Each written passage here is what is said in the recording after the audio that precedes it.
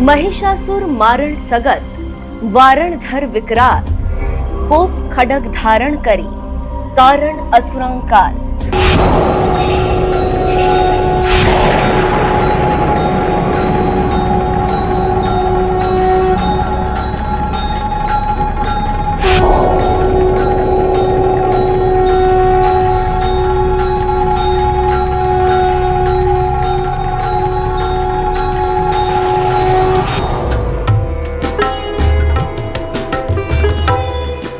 महिषासुर का नाश करने के लिए जिसने विकराल रूप लिया, हाथों में खड्ग धारण करके जो असुरों का काल बनी हो, आज ऐसी आदि शक्ति देवी चामुंडा की सबसे दिव्य भूमि की ओर बढ़ रही है बींग घुमक्कड़ की टीम।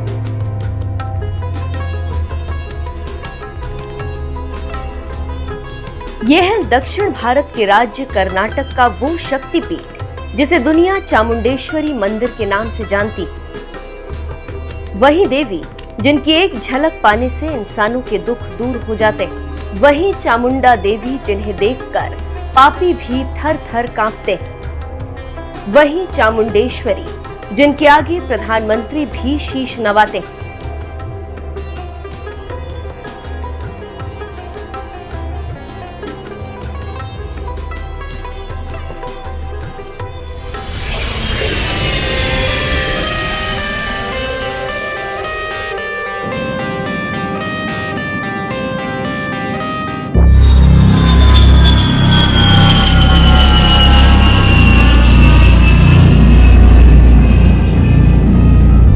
बींग घुमक्कड़ की टीम हवाई मार्ग से हाईटेक सिटी बेंगलुरु पहुंची। Welcome to Bengaluru.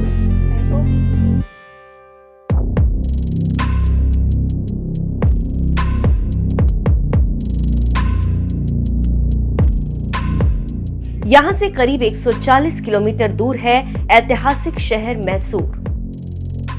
इस खूबसूरत शहर से 13 किलोमीटर की दूरी पर है चामुंडा हिल्स।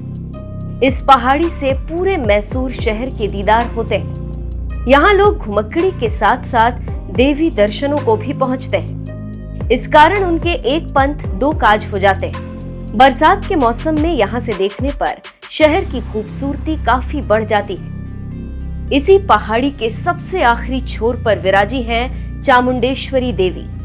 यहाँ करीब 800 सीढ़ी चढ़कर पहुंचा जाता है।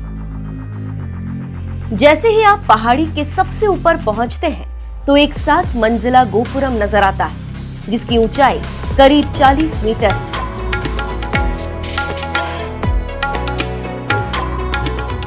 इन 7 मंजिलों में 7 स्वर्ण कलश, भगवान गणेश की एक छोटी मूर्ति लगाई गई। माना जाता है कि मूल मंदिर को 12वीं शताब्दी में होयसला राजवंश के राजाओं ने बनाया, जबकि इसके बाहरी स्ट्रक्चर का निर्माण 17वीं शताब्दी में विजयनगर साम्राज्य के राजाओं ने किया। इस मंदिर का निर्माण द्रविड़ शैली में किया गया। चामुंडेश्वरी मंदिर में विराजमान देवी मैसूर के राजाओं की कुलदेवी मानी जाती है। इसी कारण मैसूर के राजाओं ने मंदिर का समय समय पर जीर्णोद्धार करवाया। मौजूदा मंदिर का पुनर्निर्माण सन 1827 में कृष्ण राजा वाडेयार तृतीय ने करवाया।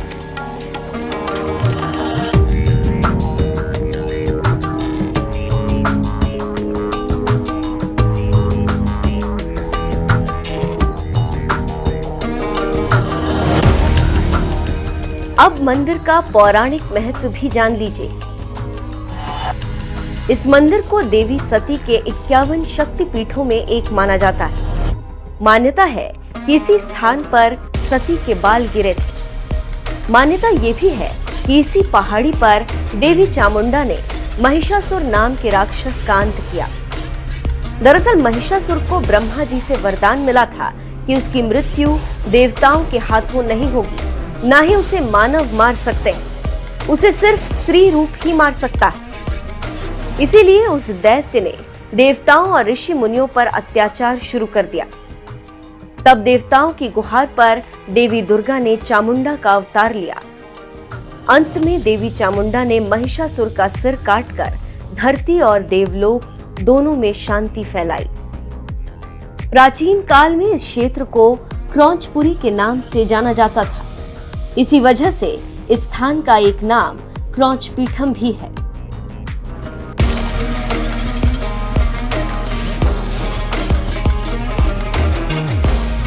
चामुंडेश्वरी मंदिर से कुछ पहले महिषासुर की एक विशाल मूर्ति, मां के दर्शनों के बाद यही मूर्ति सबसे ज्यादा देखी जाती है। दूर दूर से आए लोग इस रंगीन मूर्ति के आगे फोटो सेशन करना नहीं भूलते। महिषासुर की इस मूर्ति के बाएं हाथ में नाग और दाहिने हाथ में तलवार। कहा जाता है कि महिषासुर की मूर्ति को 17वीं शताब्दी में डोडा देवराज वोडेयार के राज के दौरान बनवाया गया।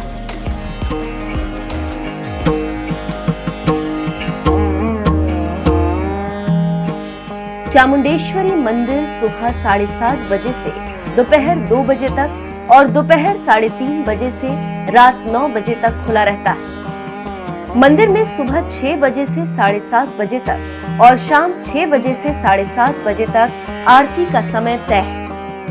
मंदिर के गर्भगृह में देवी की सोने की मूर्ति विद्यमान है। हर साल नवरात्र के महीने में लाखों की संख्या में दूर दूर से भक्त इस मूर्ति के दर्शनों को पहुंचते हैं। जून 2022 में देश के प्रधानमंत्री नरेंद्र मोदी जब कर्नाटक दौरे पर थे तो उन्होंने इसी मंदिर के गर्भगृह में बैठकर विशेष पूजा करवाई।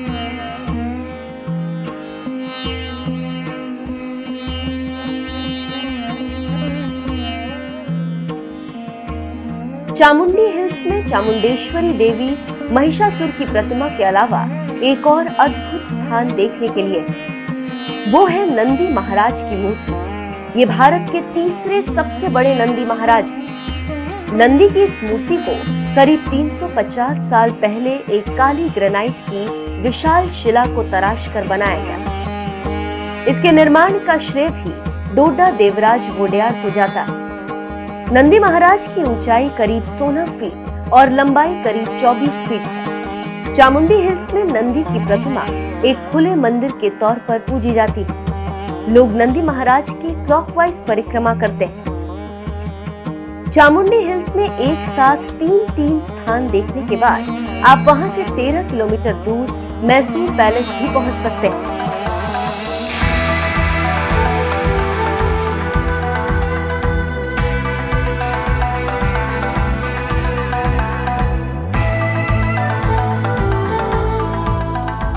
मैसूर का ललिता महल पैलेस दुनिया भर में प्रसिद्ध है। ये भारत के सबसे खूबसूरत पैलेस में गिना जाता है। इसे अंबा विलास पैलेस के नाम से भी जाना जाता है। इस महल का निर्माण सबसे पहले 14वीं शताब्दी में किया गया था। तब इसे चंदन की लकड़ी से बनाया गया था। सन 1897 में कृष्ण राजा वोडेयार चतुर्थ ने इसे उस वक्त के मशहूर आर्किटेक्ट लॉर्ड हेनरी इरविन को सौंपा। इरविन ने इसे सन 1912 तक करीब 42 लाख रुपए की लागत से तैयार कर दिया। महल में कई हिस्से हैं, जैसे दरबार हॉल, अंबा विलास, कल्याण मंडप और डॉल्स पवेलियन। मैसूर आने पर ये सभी आध्यात्मिक और टूरिस्ट प्लेस आप एक ही दिन में घूम सकते हैं। बेंगलुरु तक आप एयर और ट्रेन नेटवर्क से आसानी से पहुंच सकते हैं। वहां से टैक्सी या स्टेट ट्रांसपोर्ट की बसों से भी मैसूर भ्रमण किया जा सकता है। दिल्ली, मुंबई जैसे बड़े शहरों से मैसूर एक्सप्रेस ट्रेन से भी जुड़ा है। आप सीधे यहां भी पहुंच सकते हैं। दक्षिण भारत सीरीज में बीइंग घुमक्कर का यह एपिसोड आपको कैसा लगा बताना मत भूलिएगा। आज के एपिसोड में बस इतना ही।